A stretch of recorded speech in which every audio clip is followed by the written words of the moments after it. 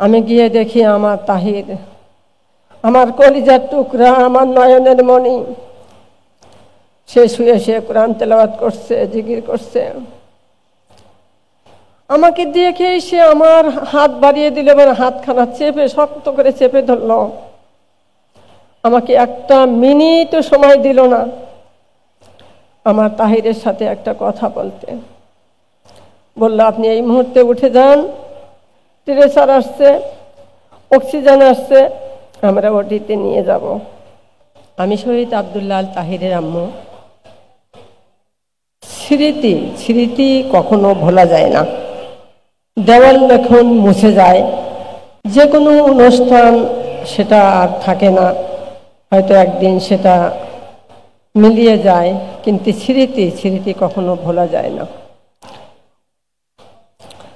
বৈষম্য বিরোধী ছাত্র আন্দোলন সম্পর্কে আমার তেমনটা অভিজ্ঞতা ছিল না যতক্ষণ পর্যন্ত আমার তাহির আমার কাছে যায়নি। আমার তাহির 11 জুলাই রংপুরে গেল, তখন পর্যন্ত আমি ততটা কিছু জানি না যতক্ষণ না আবু সাঈদ শহীদ হয়েছে। যেদিন 16 তারিখ আবু সাঈদ শহীদ হলো, সারা দেশের মানুষ দুমড়ে মুচড়ে ভেঙে পড়ল।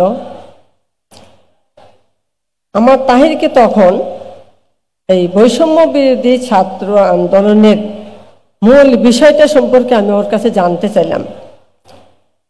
আমার তাহির তখন আমাকে সব অবগত করলেন। এদিকে আমার ছোট মেয়ে চাঁদপুর থেকে আমাকে রিং দিল 17 তারিখ সকালে, আম্মু, আবু সাঈদ ভাইয়া কত সহজেই জান্নাতে চলে গেল, ভাইয়া কি প্রস্তুতি নেয়নি? ভাইয়া এখন কোথায়? আমি বললাম, তোমার ভাইয়া আরো প্রস্তুতি নেবে না, এখন সে বাহিরে আছে। 17 তারিখ চলে গেল। দিবাগত রাত্রে বলতেছে, আম্মু, আগামীকাল থেকে এই আন্দোলনে ঝাঁপিয়ে পড়তে হবে। আমি বললাম, আন্দোলনে যাবা, এখানে তোমার কে পরিচিত আছে? বলল, রাস্তায় নামলেই ভাইয়াদের সবাইকে পেয়ে যাব। যথারীতি সে সকাল 9টার দিকে বের হলো। আমাকে বলল, আম্মু, আমার মোবাইলে তো টাকা নেই, আপনি আমাকে কিছুক্ষণ পর পর রিং দিবেন। তো সেটাই চললো সারাদিন। কয়েকবার তার সাথে আমার কথা হলো, প্রতি ঘন্টায় ঘন্টায় আন্দোলন কখন কি অবস্থা, কোথায় কি হচ্ছে, সে আমাকে ক্ষণে ক্ষণে সব জানাচ্ছিল। রাত 11টায় আমি রিং দিলাম, বাবা, চারিদিকে যে অবস্থার কথা শুনতে পাচ্ছি, তুমি এখন কোথায়? বলল, আমি কিছুক্ষণের মধ্যে চলে আসবো আম্মু। সে 11:30টার থেকে চলে আসলো। আমার জন্য একটা রাবার বুলেটের খোসা, একটা রাবার বুলেট নিয়ে আসছে। আম্মু দেখেন, এই রাবার বুলেটের আঘাতে আমার চোখের অবস্থা কি অবস্থা হয়ে গেছে, জখম হয়ে গেছে আম্মু, চোখটা অনেক ব্যথা করতেছে। সকাল থেকে আন্দোলনে দৌড়াইতে দৌড়াইতে সে অনেক ক্লান্ত ছিল। তাই আমাকে বলল, আম্মু, আমি তো খাবো না, আপনি কি খেয়েছেন? আমি বললাম, বাবা, তুমি না আসলে কি আমি খাই? বললাম, আম্মু, খেয়ে নেন, আমি আর থাকতে পারতেছি না, আমি নামাজ পড়ে ঘুমিয়ে যাব। আগামীকাল আম্মু একটু দেরি করে উঠবো, আমাকে আপনি ডাকবেন না। যথারীতি সে নামাজ পড়ে আবার ঘুমিয়ে পড়ছে। আমি নামাজ পড়ে কিছুক্ষণ পর ওর রুমে গিয়ে দেখি ও পায়ের নিচে কম্বল কাঁথা দিয়ে উঁচু করে শুয়েছে। আমি বললাম, বাবা, কেন? আম্মু, আমার পা এত ব্যথা করতেছে, গতকাল দৌড়াইতে দৌড়াইতে আমি অনেক অসুস্থ হয়ে গেছি। এদিকে কিছুক্ষণ পর থেকে রিং আসতেছিল, নাজির আর আসিফ, ভাইয়া আজকে কিন্তু তাড়াতাড়ি বের হইতে হবে। স্বৈরাচারী সরকার যে নেট বন্ধ করে দিয়েছে এটা তো কেউ জানতো না। বলল, ভাই আপনারা একটু অপেক্ষা করেন, আমি কিছুক্ষণ পরেই বেরিয়ে আসব। সে ঘুম থেকে উঠে আমাকে বলল, আম্মু আপনার জামাটা না সেলাই করতে হবে। আম্মু আমি আপনার জামাটা সেলাই করে দেই। এর মধ্যে ক্ষণে ক্ষণে রিং আসতেছিল, বলল, ভাই আরেকটু অপেক্ষা করেন। আমার সাথে এর মাঝে অনেক কথা হলো। বলল, আম্মু আপনি একটা কাপড় কিনতে পারেন না, আপনার পছন্দ ভালো না, আমি আপনার জন্যে 5-7টা হিজাবের কাপড় একসাথে নিয়ে আসবো, জামার কাপড় নিয়ে আসবো, আমি এগুলো কাটবো, আপনার জন্য আমি বানাবো, আমি সারা শহর ঘুরে ঘুরে আপনার জন্য কাপড় কিনবো। এরপরে বলল, আম্মু এখন তো আর দেরি করা যায় না, বের হতে হবে। আপনার জামাটা আজকে আমি অর্ধেক সেলাই করে গেলাম, আগামীকাল ইনশাআল্লাহ আমি জামাটা ক্লিয়ার করে দেব। এই বলে সে বলল, আম্মু আমাকে খাবার দেন, আমি বেরিয়ে যাব। আমি বললাম, বাবা আজকে তোমার যে অবস্থা, তোমার পায়ের ব্যথা, হাঁটতে পারছো না, আজকে না হয় যেও না, আন্দোলন তো হবে, আন্দোলন তো চলবে, যাইতেই হবে। সে আমাকে বলল, না আম্মু আমি যদি ঢাকায় থাকতাম আপনি কি আমাকে ফেরানোর চেষ্টা করতে পারতেন? আর অনেক ছাত্রর বাবা মারা তারা মোবাইল করে বলতেছে, তোমাদের চাকরির দরকার নেই, তোমাদের আন্দোলনের দরকার নেই, তোমরা চলে আসো। আম্মু এটা আপনি যে কথাটা বললেন এটা আপনার জন্য মানানসই না আম্মু, এটা করা যাবে না আমরা যদি আন্দোলন না করি।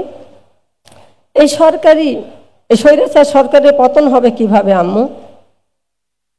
সে খাওয়া দাওয়া করে একটা গেঞ্জি আর প্যান্ট পরলো। আম্মু মোটা প্যান্ট পরলে বুলেটের আঘাত অত লাগবে না, আর গেঞ্জিটা আমার কেমন লাগতেছে আম্মু?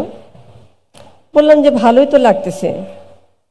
ঘুরে বললে, না আম্মু গতকাল যে ড্রেসটা ছিল ওটাই পরে যাই, এই গেঞ্জিটা আমার অনেক পছন্দের, এই গেঞ্জিটা আমি নষ্ট করবো না আম্মু, বুলেটের আঘাতে হয়তো নষ্ট হয়ে যাবে।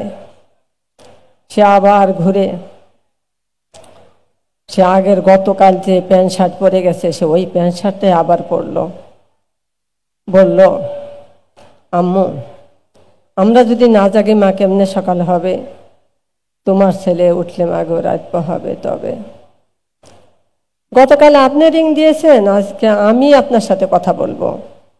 আজকে আসিফ ভাই আমার মোবাইলে তো মিনিট দিয়েছে, আজকে আমি আপনার সাথে কথা বলবো। যথারীতি আমি জোহরের নামাজ পড়ে ওকে রিং দিলাম, বাবা এখন কোথায়? বলল, আম্মু ভার্সিটির দিকে যাচ্ছি আমরা 3জন। আমি বললাম যে যেখানে যাও আমাকে জানাবা যে কি অবস্থা, ভার্সিটির ওদিকের কি অবস্থা, কোথায় কি অবস্থা আমাকে জানাবা। এটাই তার সাথে আমার শেষ কথা।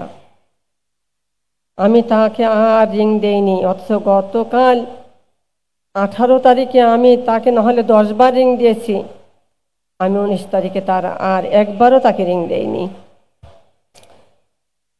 আসরের আজান দিল, আমি নামাজ পড়তে বসলাম। আমি সবে মাত্র সূরা ফাতিহা শুরু করছি, আমার তাহির সদ্য গোসল দেয়া, কাফন চড়ানো আমার সামনে। আমি তো ঘুমাইনি, আমি শুয়েও নেই, আমি দাঁড়িয়ে নিয়ত বেঁধেছি আসরের নামাজ পড়ার জন্যে। আল্লাহকে বললাম, আল্লাহ শয়তান আমার জন্য নামাজের নষ্ট করার জন্য এরকম করতেছে না, আমার জন্য কোন পরীক্ষা? আল্লাহ তোমার সন্তুষ্টির লক্ষ্যে যাতে আমি নামাজ পড়তে পারি, আমাকে এই তৌফিক দান করো। আমি আবার শুরু করলাম সূরা ফাতিহা।